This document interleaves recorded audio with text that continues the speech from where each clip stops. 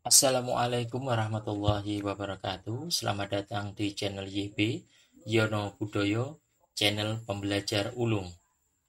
Pada video kali ini saya akan menjelaskan materi tentang dinamika perwujudan Pancasila sebagai dasar negara dan pandangan hidup bangsa.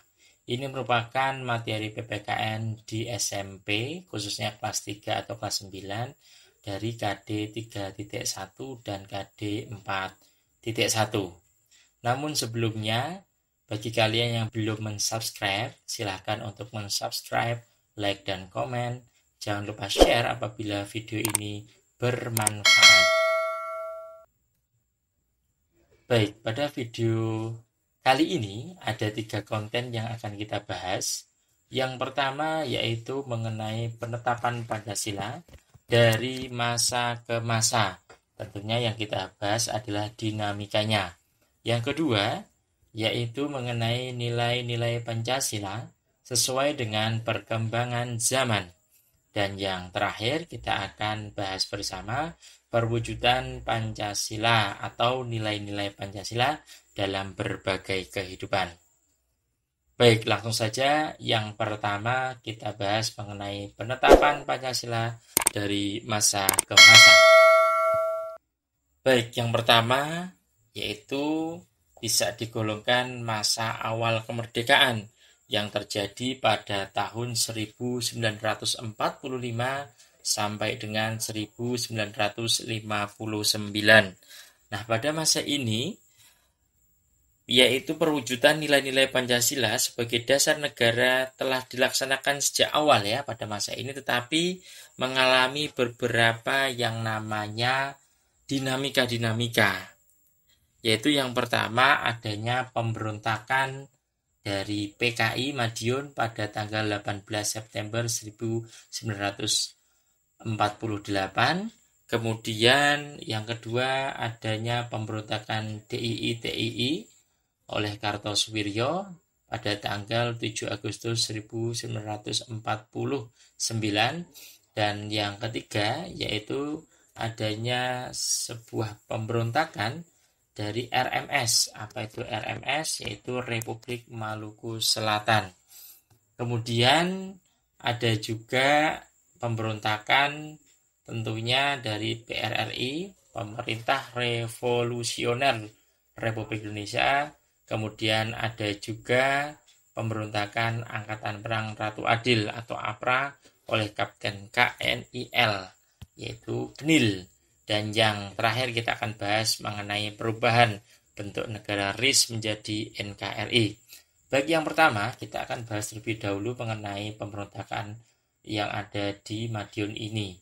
Ini adalah pemberontakan ya pasca kemerdekaan yang pertama kali, yaitu tepatnya di tanggal 18 September 1948 yang dipimpin oleh Musso. Dan tujuan dari pemberontakan ini adalah mengganti Pancasila, yaitu diganti menjadi ideologi komunis. Dia ingin mendirikan negara Soviet Indonesia yang berideologi komunis. Padahal kalau kita lihat Komitren Komunis Internasional itu sangat bertentangan sekali dengan nilai-nilai Pancasila, terutama sila pertama yaitu sila ketuhanan yang Maha Esa. Di mana ketika ajaran komunis di situ adalah tidak ada yang namanya negara, atau negara itu ya dikuasai oleh penguasa yang sah ya. Begitu yang di situ tidak ada misalkan katakanlah perpaduan antara nilai-nilai agama dan negara. Sehingga nilai komunis ini juga pertentangannya adalah tidak ada atau tidak boleh ada yang namanya agama di muka bumi ini. Kenapa? Karena agama dianggap candu dan itu merusak daripada tujuan seorang yang bernegara. Nah, inilah yang menjadi apa? Yang menjadi alasan bahwa ideologi komunis ini sudah tidak boleh lagi ada di Indonesia. Karena kita juga mengalami sebuah pengalaman pahit, yaitu ketika ada pemberontakan PKI ini dan berhadapan dengan negara ya. Nah, ini tidak boleh ya. Sekali lagi ideologi komunis ini tidak boleh. Ya, siapapun pemimpinnya.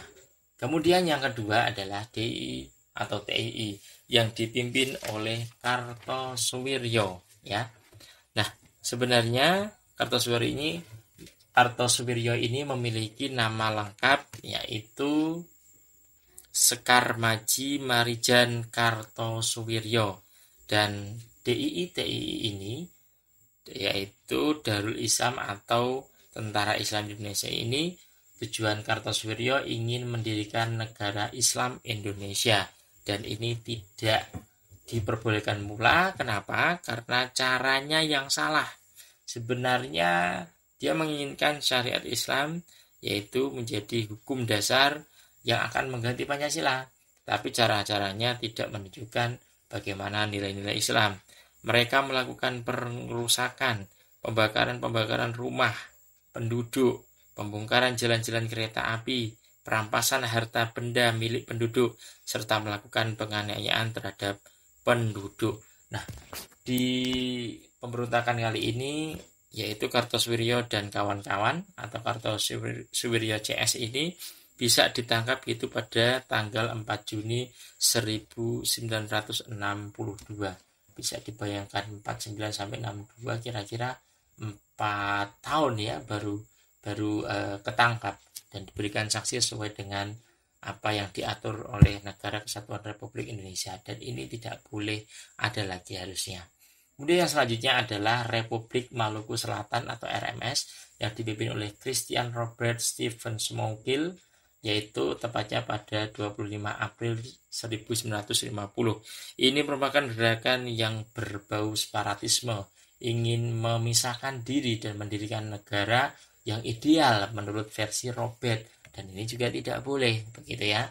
Kemudian yang selanjutnya ada pemberontakan PRRI atau Pemerintah Revolusioner Republik Indonesia yang dipimpin oleh Syarifuddin Prawiranegara dan Fetje Sumual, yaitu pada tahun 1957 sampai 1958. Dan ini adalah bentuk protes ya atau separatisme pula, yaitu karena apa?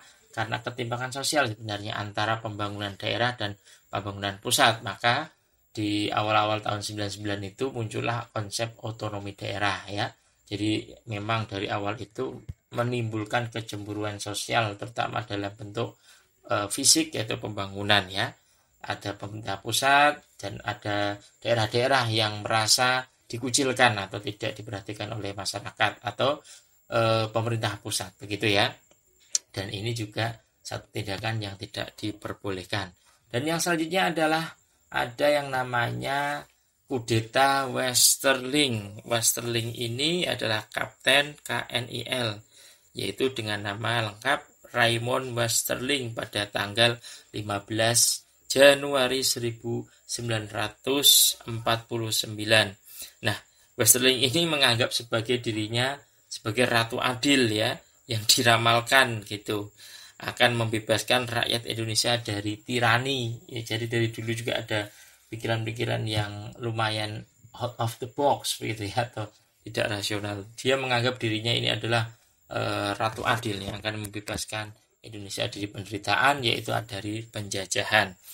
Nah, ini juga tidak diperbolehkan karena apa? Di tahun itu sudah ada atau sudah berdiri Negara Kesatuan Republik Indonesia. Dan yang selanjutnya atau yang terakhir di awal kemerdekaan ini yaitu adanya transisi RIS menjadi NKRI. Apa itu RIS? RIS adalah Republik Indonesia Syarikat, sedangkan NKRI adalah Negara Kesatuan Republik Indonesia. Nah, pada yang terakhir ini ya dalam perjalanannya memang berhasil ya melaksanakan pemilu yang pertama kali di Indonesia, yaitu pada tahun 1955 yang selama itu dianggap paling demokratis. Tetapi anggota konstituante ini hasil pemilu tidak dapat menyusun undang-undang dasar karena waktu itu masih berlaku undang-undang dasar sementara, dan ini bertentangan dengan NKRI ya. Dan karena undang-undang atau UUDS sementara ini hanya ada di RIS begitu, sehingga dari situlah menyebabkan timbul krisis ya, krisis di bidang politik, ekonomi, keamanan, dan menyebabkan pemerintahan pada waktu itu, yaitu Soekarno mengeluarkan Dekret Presiden tahun 1959, di mana dekret ini dikenal sebagai Dekret Presiden 5 Juli tahun 1959 yang berisi yang pertama membubarkan Badan Konstituante karena dianggap tidak mampu mengubah atau menjadikan kembali Undang-Undang Dasar 1945. Yaitu kemudian yang selanjutnya adalah segera dibentuk MPRS dan DPAS. Dan pada periode ini dasar negara tetap Pancasila, akan tetapi dalam penerapannya lebih diarahkan seperti ideologi liberal yang ternyata tidak menjamin stabilitas pemerintahan. Oke, kali ini untuk video yang pertama di materi yang pertama SMP ya, khususnya kelas 9 ini cukup sekian dulu. Kita akan lanjut lagi yaitu di video yang selanjutnya. Namun sekali lagi diingatkan, yaitu yang belum mensubscribe silakan mensubscribe, like dan komen serta share dulu video ini kepada teman-teman kalian apabila video ini bermanfaat. Begitu dari saya. Wassalamualaikum warahmatullahi wabarakatuh.